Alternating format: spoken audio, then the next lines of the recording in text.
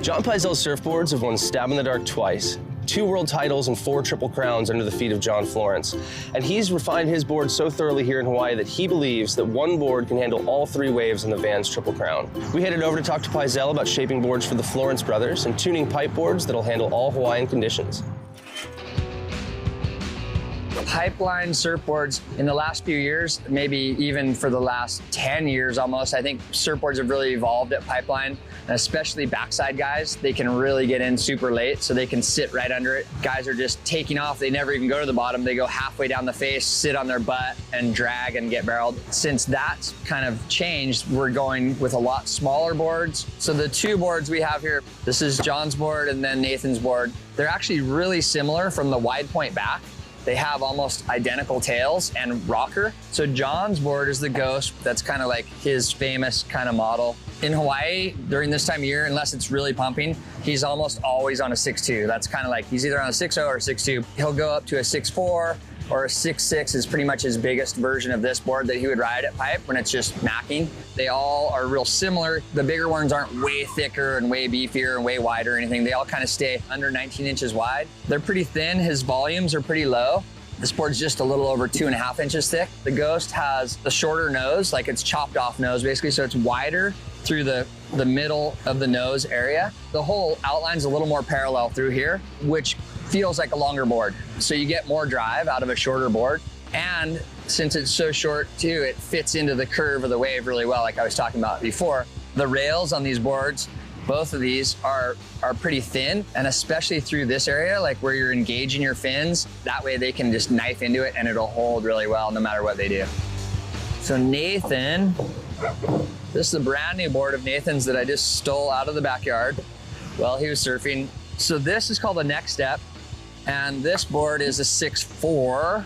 The biggest thing you'll see with this board is this is EPS, this is epoxy.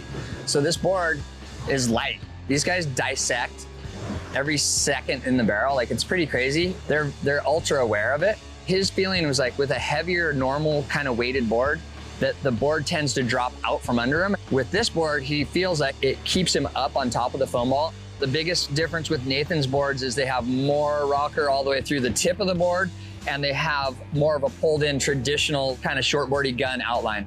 10 years ago, if you would have said like guys are getting the best waves of the winter at Pipeline on a 6.2, you would have thought I was crazy. The surfer's approach has changed so much that the one design will work in a lot of different things. In the past, for sure, you're making a board for Pipeline and a board for Sunset and a board for Haleiwa. The way that we've been kind of boards have been evolving, they'll ride these boards at every one of those spots.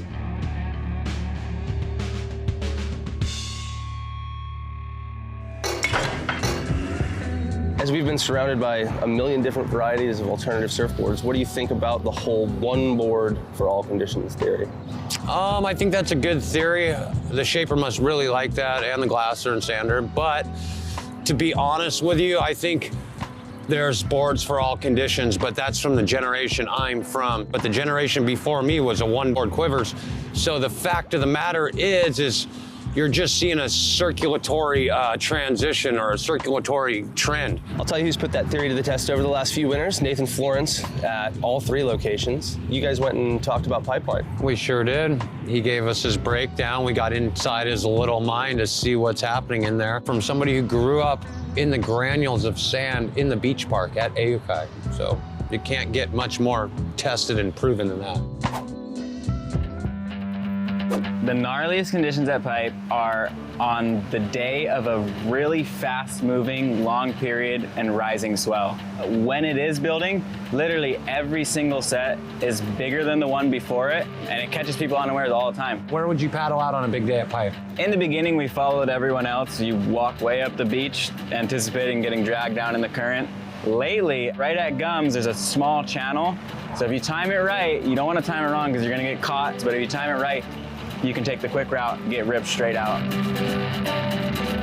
everyone has a different lineup because everyone is looking for a different wave out there. But the small day, I'm a little more towards the pipe access because you have those little rights coming in from that area. But the big days, I line up with the houses at pipe, basically off of Jamie's old dad's house right there. That is where the waves that I generally look for come in, just behind the boil, so you don't have to take off on that boil and then unload on that section.